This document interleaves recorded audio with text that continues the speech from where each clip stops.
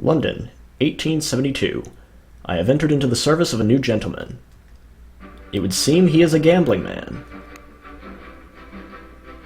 Inkle Studios presents,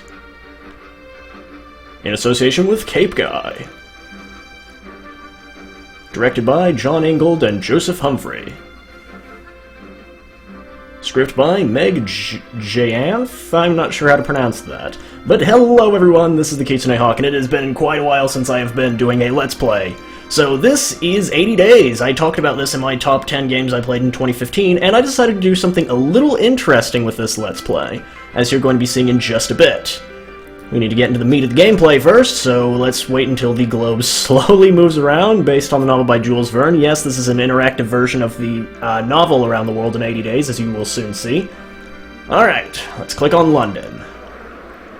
Begin!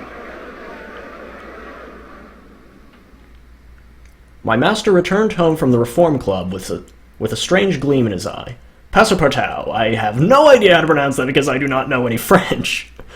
We are going around the world. Pack my hunting rifle and my evening jacket. There is not a moment to waste. You now have funds. We can go to Cambridge or we can go to London. Alright, let's pack. There's just a moment to seize anything further I thought might be useful for a long trip. Let's get our timetable and an evening jacket. We don't have any room for the gun though, so bleh. We now have some new routes discovered from Paris. So Berlin to Warsaw, blah blah blah blah blah. Now where can we go here? Let's see, we can go to Paris or we can go to Cambridge. Now the hook of this LP... Ooh, which way do I want to go? Let's go to Paris. There's more options going this way. So, how this LP is going to work is... You guys watching get to pick which way we're going to go. I'm going to make a couple of decisions now and then just so these episodes aren't completely short, but at the end of the video I will leave the next direction we need to go to in your choice, basically. So I will put up on the... Or rather, I will let you vote through the YouTube comments about where our next destination would be. So this episode may be a bit short, since I'm only just explaining everything here, but let's continue. We leapt aboard the H-25 from Charing Cross as the final whistle shrieked its warning. Our journey had begun. Greetings, Monsieur Verne. Passepartout, I can't read already. We're off to a great start. What can you tell me of Paris? Your city is still recovering from the siege, I think. Alright, so where can we go to from Paris? Can we get to Munich from Paris? The route from Paris to Munich is timetabled. Speaking of trains, I understand my friend used to talk about the Nile Express from Cairo to Aswan. Tell me more about Aswan. I think it's true that the only market in Aswan has gone bankrupt, but answer me this. Tell me, what is this journey of yours? It's a wager. A wager, monsieur, nothing more. A wager. What a marvelously simple way to motivate an adventure. So where can we go from Munich?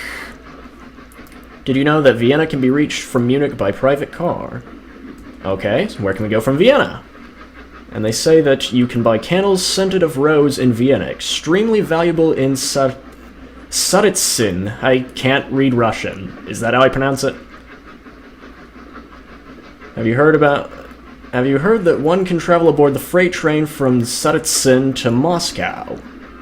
So we just discovered like a huge number of travel routes there.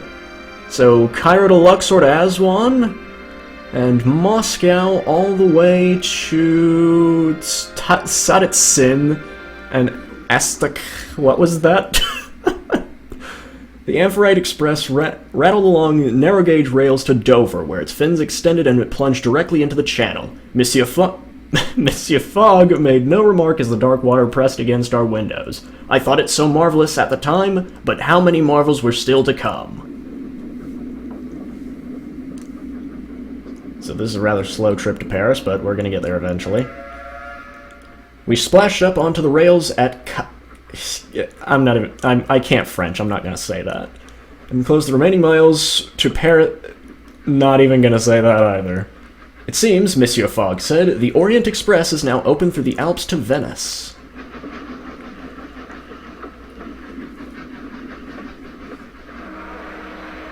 Alright, let's explore Paris, why don't we? Or Paris, I think is how you say it in French. We can already go to Amsterdam, so we can visit the Dutch if we want to. The Exposition Universelle sprawled over the grounds of the purpose-built Palais de Champ de Mars. Hot air balloons sailed gently across the sky in the powdery light of the Yablotchkov. That is not French. That is not a French word. Let's see, we have our choices of dialogue here. I was flooded with memories of the siege of Paris and my own small part in it. It was hard to believe that only a year ago I had been a uniformed soldier of the National Guard, manning the fortifications alongside students and shopkeepers and journalist-turned-riflemen. I had stood on the barricades that January when the Prussians bombarded Paris with their crepe guns and gleaming airships night after night on Bismarck's order. And I had carried the bodies of the dead and wounded from their homes while I wept for my wounded city without tears, for they were destroying my home, my heart, my beautiful feral city. The bombardment lasted only 23 nights, but it felt much longer and more terrible. 23 days of bombardment, 80 days to go around the world. Such fixed accountings for such impossibly vast experiences.